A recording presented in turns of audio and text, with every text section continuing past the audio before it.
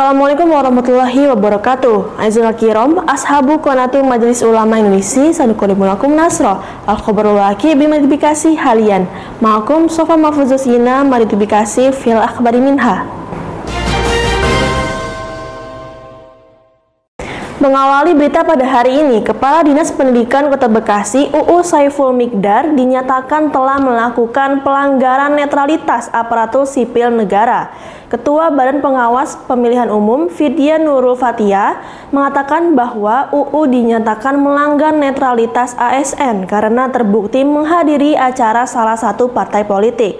Pernyataan ini sekaligus membantah kabar yang beredar sebelumnya bahwa UU disebut melanggar netralitas ASN karena pencalonannya dalam penjaringan bakal calon wali kota Bekasi melalui PKB.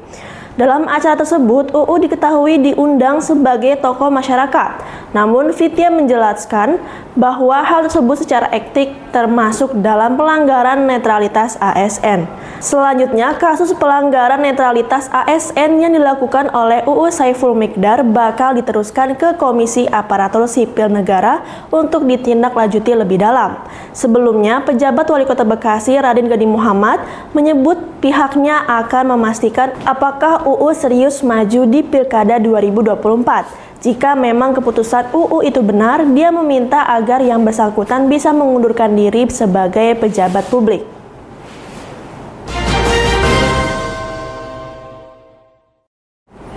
Berita selanjutnya, polisi telah menetapkan pelaku pembunuhan dan pencabulan Didik Setiawan berumur 61 tahun terhadap bocah berinisial GH umur 9 tahun di Bantar Gebang, Kota Bekasi sebagai tersangka.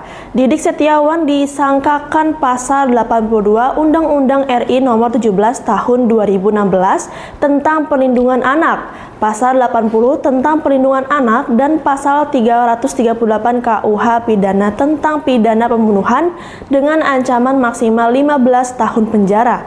Menanggapi hal itu, kuasa hukum sekeluarga korban, Slamet, mengatakan bahwa pihaknya tidak terima dengan pasal yang dijatuhi kepolisian terhadap Didik Setiawan. Menurutnya, tersangka bisa dijatuhi hukuman yang lebih berat. Dia pun telah menemui penyidik untuk membahas tentang hukuman tersangka. Slamet mengungkapkan dorongan agar tersangka ditetapkan pasal pembunuhan berencana karena pihaknya menemukan fakta di lapangan yang belum terungkap pada saat prarekonstruksi yang dilakukan tim penyidik Polres Metro Bekasi beberapa waktu lalu.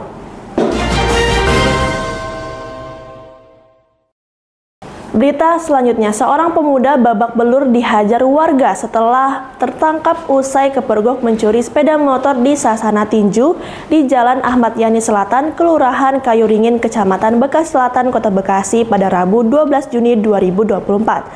Kapolsek Bekasi Selatan Kompol Untung Riswaji menjelaskan bahwa penangkapan pemuda tersebut dilakukan setelah anggota polisi menerima laporan dari warga.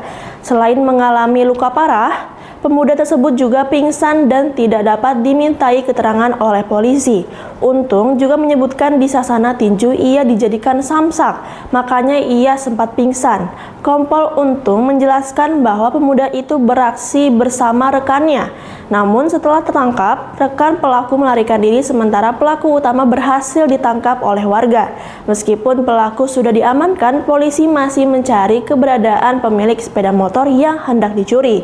Saat ini polisi masih mendalami keterangan pemuda tersebut dan dia berada di Polsek Bekasi Selatan.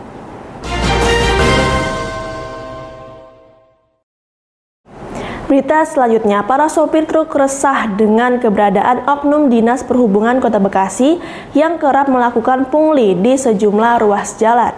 Keresahan itu akan dituangkan dalam aksi protes para sopir truk di depan kantor pemerintah Kota Bekasi, Jalan Ahmad Yani, Bekasi Selatan pada Jumat 14 Juni 2024. Ketua Umum Rumah Perdaya Pengemudi Indonesia, Ika Rostanti, berkemuka jika aksi itu akan diikuti oleh sekitar 100 pengemudi angkutan barang.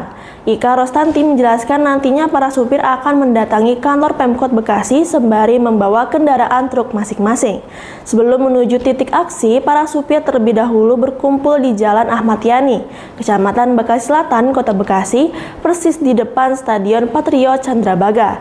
Bukan sekedar menggelar aksi, Ika menegaskan pihaknya memiliki sejumlah bukti terkait aksi pungli oknum di Dishub kepada pihaknya.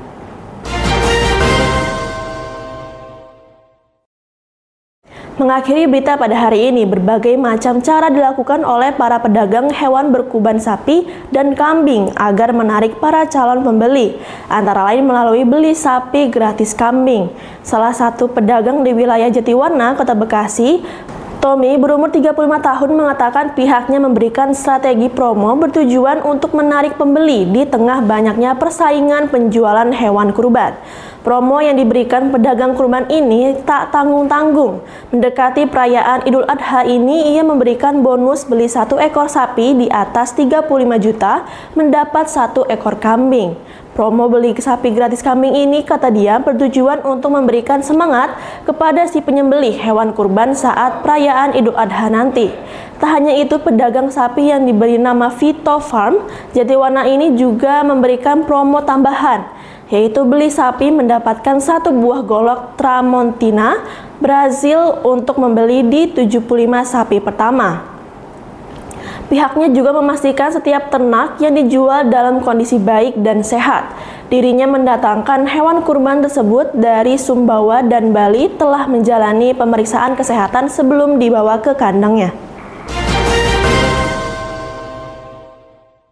And that was the news for today. Stay tuned Bekasi City News, aktual and up to date. I'm Safa Mahfuzasina. See you in next time. Wassalamualaikum warahmatullahi wabarakatuh.